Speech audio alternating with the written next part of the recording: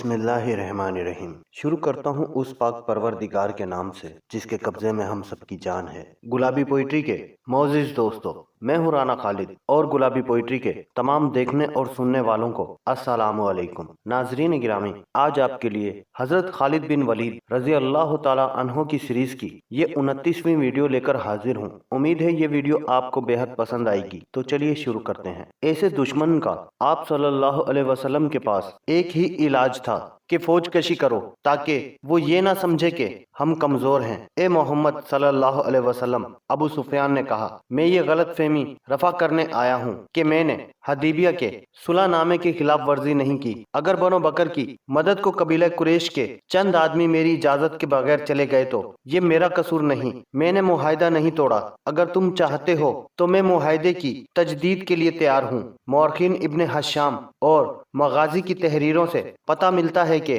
رسول اکرم صلی اللہ علیہ وسلم نے نہ اس کی طرف دیکھا نہ اس کے ساتھ کوئی بات کی۔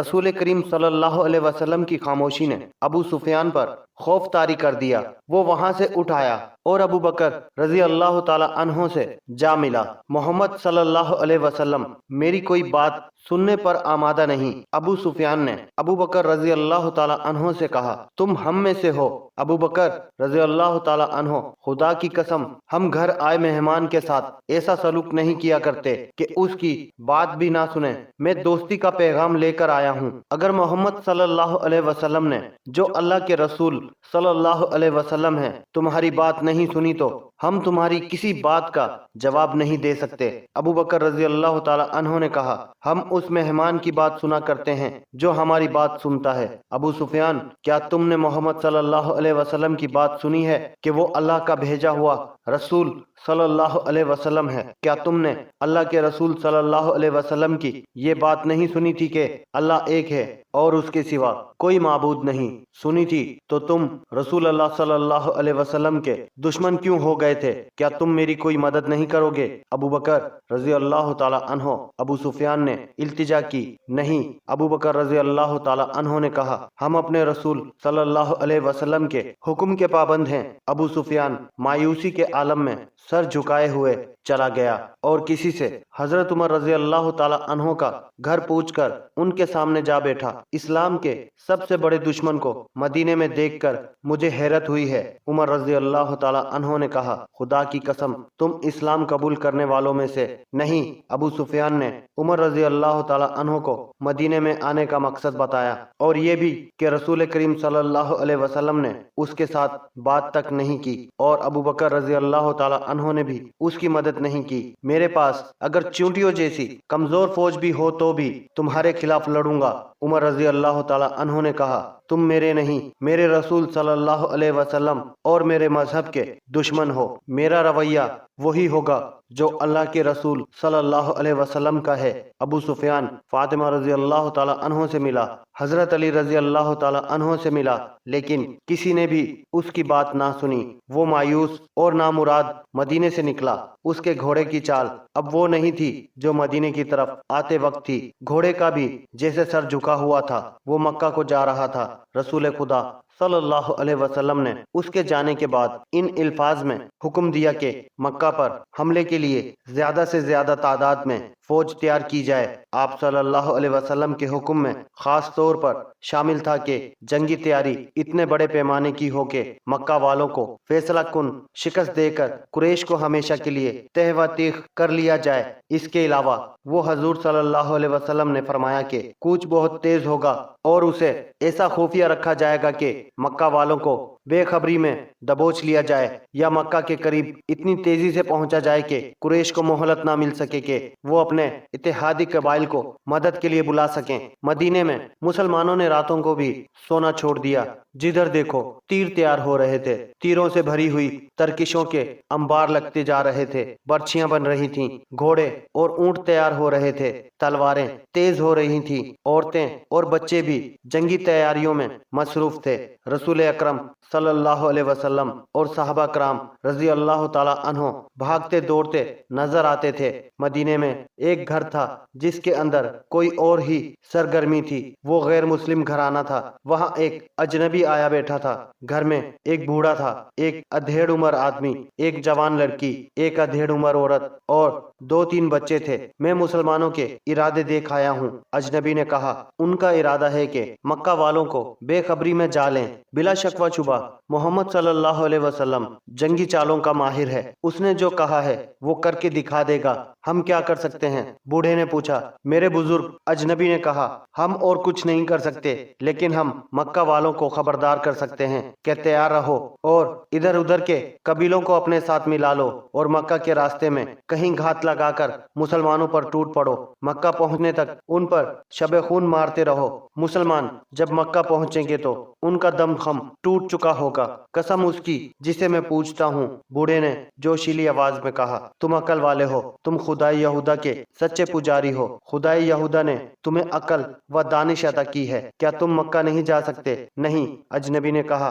مسلمان ہر غیر مسلم کو شک کی نگاہ سے دیکھ رہے ہیں، یہ جانتے ہیں کہ میں یہودی ہوں، وہ مجھ پر شک کریں گے، میں اپنی جان پر کھیل جاؤں گا۔ مجھے ان یہودیوں کے خون کا انتقام لینا ہے جنہیں مسلمانوں نے قتل کیا تھا۔ میری رگوں میں بنو قریظ کا خون دوڑ رہا ہے، یہ میرا فرض ہے کہ میں مسلمانوں کو ضربیں لگاتا رہوں، اور میں اپنا یہ فرض ادا نہ کروں تو خدائی یہودا مجھے اس کتے کی موت مارے جس کے جسم پر خارش اور پھوڑے ہوتے ہیں اور وہ تڑپ تڑپ کر مرتا ہے، لیکن میں نہیں چاہتا کہ میں پکڑا جاؤں۔ میں مسلمانوں کو ڈنک مارنے کے لیے زندہ رہنا چاہتا ہوں۔ میں بوڑھا ہوں، بوڑھے نے کہا، مکہ دور ہے، گھوڑے یا اونٹ پر اتنا تیز سفر نہیں کر سکوں گا کہ مسلمانوں سے پہلے مکہ پہنچ جاؤں۔ یہ کام بچوں اور عورتوں کا بھی نہیں، میرا بیٹا ہے مگر بیمار ہے، اس انعام کو دیکھو جو ہم تمہیں دے رہے ہیں۔ اجنبی یہودی نے کہا، یہ کام کر دو، انعام کے علاوہ ہم تمہیں اپنے مذہب میں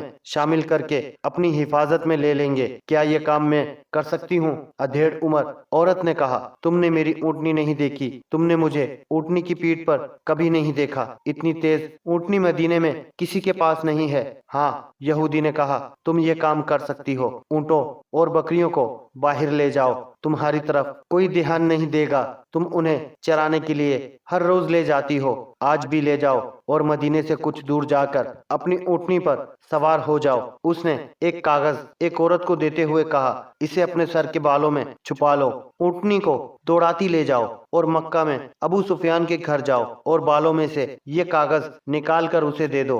لاؤ، عورت نے کاغذ لیتے ہوئے کہا، میرا انعام میرے دوسرے ہاتھ پر رکھ دو اور اس یقین کے ساتھ میرے گھر سے جاؤ کہ مسلمان مکہ سے واپس آئیں گے تو ان کی تعداد آدھی بھی نہیں ہوگی اور ان کے سر جھکے ہوئے ہوں گے اور شکست ان کے چہروں پر لکھی ہوئی ہوگی۔ یہودی نے سونے کے 3 ٹکڑے عورت کو دیے اور بولا، یہ اس انعام کا نصف حصہ ہے جو ہم تمہیں اس وقت دیں گے جب تم یہ پیغام ابو سفیان کے ہاتھ میں دے کر واپس آ جاؤ گی۔ اگر میں نے کام کر دیا اور زندہ واپس نہ آ سکی تو باقی انعام تمہارے بیمار خاوند کو ملے گا۔ یہودی نے کہا، یہ عورت کسی بھی تاریخ میں نام نہیں دیا گیا، اپنے اونٹ اور بکریاں چرانے کے لیے لے گئی، انہیں وہ ہانکتی جا رہی تھی، کسی نے بھی نہ دیکھا کہ اونٹوں کی پیٹیں ننگی تھیں، لیکن ایک اونٹنی سواری کے لیے تیار کی گئی تھی، اس کے ساتھ پانی کا ایک مشکیزہ اور ایک تھیلا بھی بندھا ہوا تھا۔ عورت اس ریوڑ کو شہر سے دور لے گئی، بہت دیر گزر گئی تو یہودی نے اس نوجوان لڑکی کو جو گھر میں تھی کہا، وہ جا چکی ہوگی، تم جاؤ اور اونٹوں اور بکریوں کو شام کے وقت واپس لے آنا۔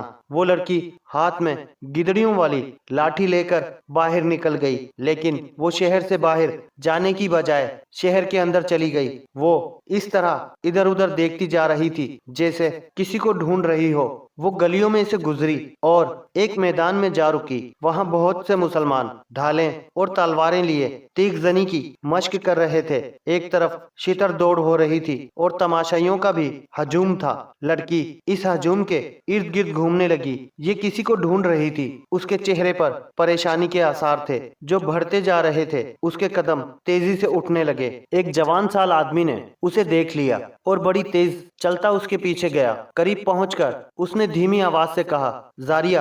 لڑکی نے چونک کر پیچھے دیکھا اور اس کے چہرے سے پریشانی کا تاثر اڑ گیا۔ وہیں آ جاؤ، जारिया ने कहा और वो दूसरी तरफ चली गई। जारिया को वहां पहुंचते खासा वक्त लग गया था। जहां वो औरत ऊंटों और बकरियों को ले जाया करती थी, ऊंट और बकरियां वहीं थीं, वो औरत उसकी ऊंटनी वहां नहीं थी। जारिया वहां इस अंदाज से बैठ गई जैसे बकरियां चराने आई हो। वो बार बार उठती और शहर की तरफ देखती थी। उसे अपनी तरफ कोई आता नजर नहीं आ रहा था। वो एक बार फिर परेशान होने लगी। सूरज डूबने के लिए अफक की तरफ जा रहा था जब वो आता दिखाई दिया।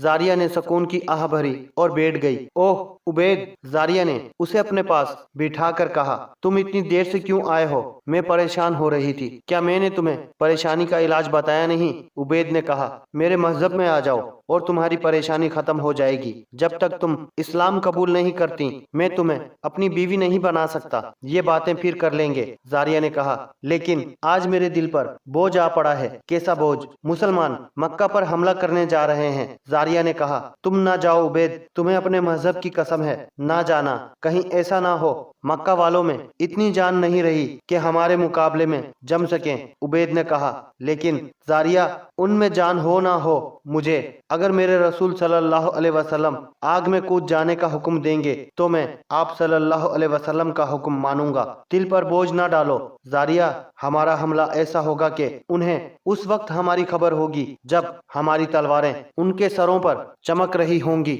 ऐसा नहीं होगा उबैद, ऐसा नहीं होगा। वो घात में बैठे होंगे। आज रात के पिछले पहर या कल सुबह अबू सुफियान को पैगाम मिल जाएगा कि मुसलमान तुम्हें बेखबरी में दबोचने के लिए आ रहे हैं। तुम ना जाना उबैद, कुरैश और उनके दोस्त कबीले तैयार होंगे। उबैद ने दुबक कर पूछा, अबू सुफियान को किसने पैगाम भेजा है? एक यहूदी ने। जारिया ने कहा, और पैगाम मेरे बड़े भाई की बीवी लेकर गई है। मेरी मोहब्बत का अंदाजा करो उबैद, मैंने तुम्हें वो राज दे दिया है जो मुझे नहीं देना चाहिए था। ये सिर्फ इसलिए दिया है कि तुम किसी बहाने रुक जाओ। कुरैश और दूसरे कबीले मुसलमानों का कश्तो खून करेंगे कि कोई किस्मत वाला मुसलमान जिंदा वापस आएगा।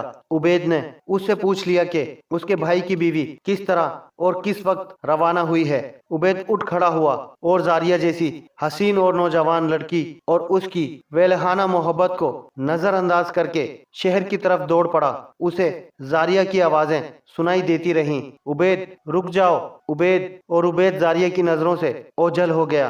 रसूल करीम सल्लल्लाहु अलैहि वसल्लम को पूरी तफसील से बताया गया कि एक औरत बड़ी तेज रफ्तार ऊंटनी पर अबू सुफियान के नाम पैगाम अपने बालों में छुपाकर ले गई है। उसे अभी रास्ते में होना चाहिए था। रसूल करीम सल्लल्लाहु अलैहि वसल्लम ने उसी वक्त हजरत अली रजी अल्लाह ताला अन्हो और हजरत जुबैर रजी अल्लाह ताला अन्हो को बुलाकर उस औरत की और उसकी ऊंटनी की निशानियां बताईं और उन्हें उस औरत को रास्ते में पकड़ने को भेज दिया। हजरत अली रजी अल्लाह ताला अन्हो और हजरत जुबैर रजी अल्लाह ताला अन्हो के घोड़े अरबी नस्ल के थे और उन्होंने उसी वक्त घोड़े तैयार किए और एड़ें लगा दी। उस वक्त सूरज गुरूब हो रहा था। दोनों शहसवार मदीने से दूर निकल गए तो सूरज गुरूब हो गया। नाजरीन गिरामी, आज की ये वीडियो बस यहीं तक। उम्मीद है ये वीडियो आपको बेहद पसंद आई होगी। वीडियो पसंद आने की सूरत में वीडियो को लाइक और शेयर जरूर कीजिएगा। इसी के साथ आपका दोस्त राना खालिद आपसे इजाजत चाहता है। फिर मिलेंगे किसी नई कहानी के साथ। तब तक के लिए अल्लाह हम सबका हामी और नासिर। अल्लाह हाफिज। अस्सलामु अलैकुम वरहमतुल्लाहि वबरकातुहू।